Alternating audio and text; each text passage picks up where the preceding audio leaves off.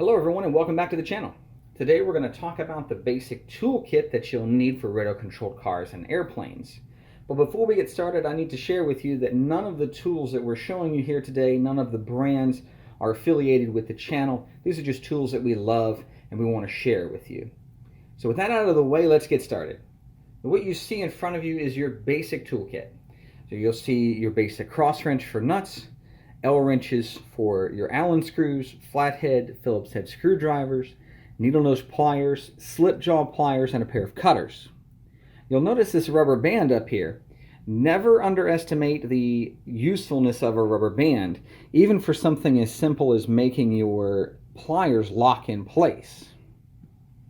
If you're looking for an alternative to these uncomfortable L wrenches, you can purchase a couple of these hex driver sets from various manufacturers. This one from Dynamite features all the sizes that you'll need for most radio-controlled cars, but have a new handle so that you're not dealing with those uncomfortable L wrenches.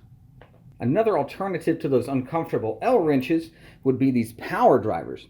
These are very convenient in that they fit into a multitude of tools, including this screwdriver handle that I have here. If we remove this tool, we can install one of these Allen wrenches, and suddenly we have a more comfortable tool to use. And this one actually features a ratchet, so yet another beneficial feature.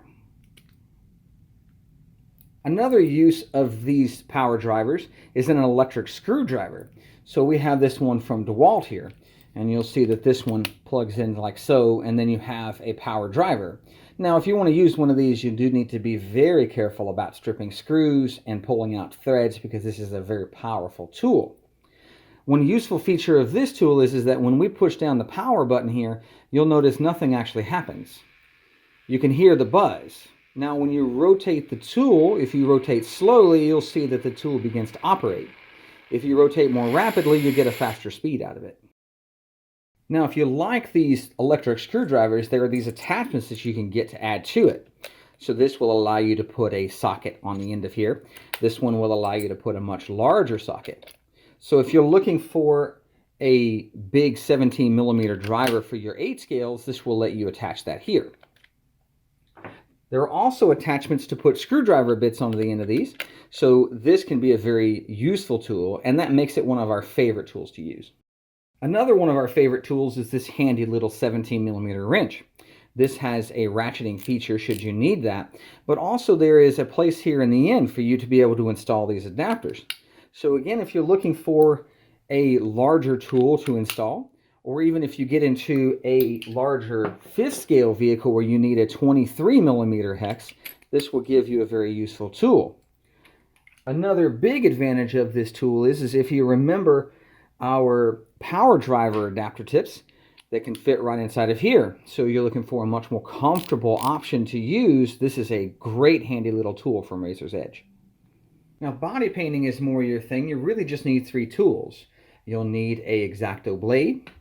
You'll need a pair of scissors. These are curved Lexan scissors, and I would highly advise investing in a pair of these, and I'll explain why in a moment.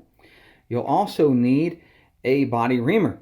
Now, body reamers allow you to have precision holes, so this makes it quite easy without tearing the body. Now, the reason I would recommend investing in a pair of these curved Lexan scissors is because they'll help you make the curve as you're cutting.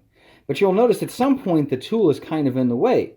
So I would actually advise that you lean the scissor back, and as you make your cut, you can make very tight cuts without a lot of issues from your scissor. There are some other specialty tools that can make the job much easier. So when we're talking about adjusting turnbuckles, the historic way of doing this is to use a pair of pliers. Now you'll notice when you grab a hold of this with a pair of pliers and this begins to slip, it will tear up your turnbuckle. So you can purchase a turnbuckle wrench such as this one, and this will fit nicely on your turnbuckle to keep you from damaging the fitting here. Now, if chassis setup precision is your thing, there are some specialty tools that will help you with that as well. So this camber gauge, for example, will rest against the table and your tire and read out the measure of your camber. There's also a ride height gauge that you'll place underneath your chassis and give you the measurement from the floor. Now, one of the most precision tools that I'm going to show you today is a setup station. Setup stations are available from numerous suppliers and become pretty expensive as these offer measurement capabilities for camber, toe,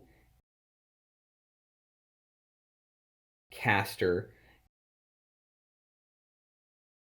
droop, and many other settings that you may want to adjust. Now, as always, I have one last tip before we go. Somebody told me many years ago that tools do not make the mechanic, but there are some jobs a mechanic cannot do without the right tool. So don't rush out and buy the most expensive tools you can find or the most complete collection of tools you can find. Just get what you need to complete your job. Well, that's it. You've made it through another one of our videos. If you've enjoyed this video or benefited from it in some way, please consider subscribing so you don't miss any of our new content. Thank you for watching our video, and we'll see you in the next one.